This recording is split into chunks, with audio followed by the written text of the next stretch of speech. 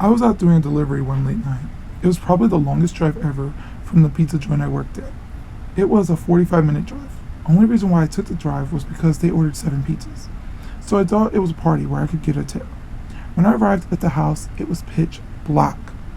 It looked so secluded I called my boss and asked him to tell me the address at least 3 times. It was the right place. So I had to force myself to get out of the car. I knocked at the door. No one answered. So I started hearing my boss's voice, so I decided to knock again. Still, no one answered. After the 3rd knock, I decided to go back to my car. What I'm about to tell you still scares me to this day. Right when I turned to go to my car, the door flung open, and a crazy, insane man comes running out the door with a machete with blood pouring off of it, screaming to the top of his lungs, saying, "I'm going to fucking kill you." So I started having flashbacks about when I started riding my first bike, and when I got my first pet goldfish.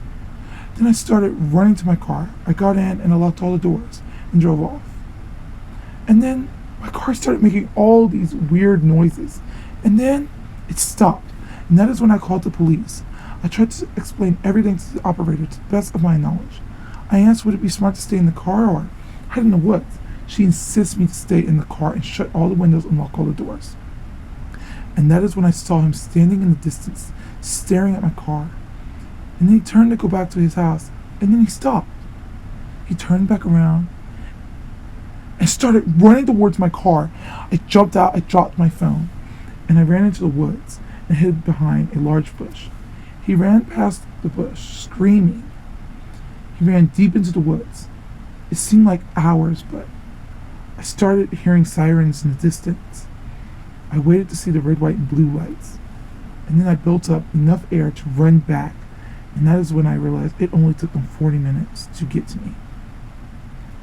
They did a whole search. They never found the man with the machete, but they did find sharp objects that cut my car tires.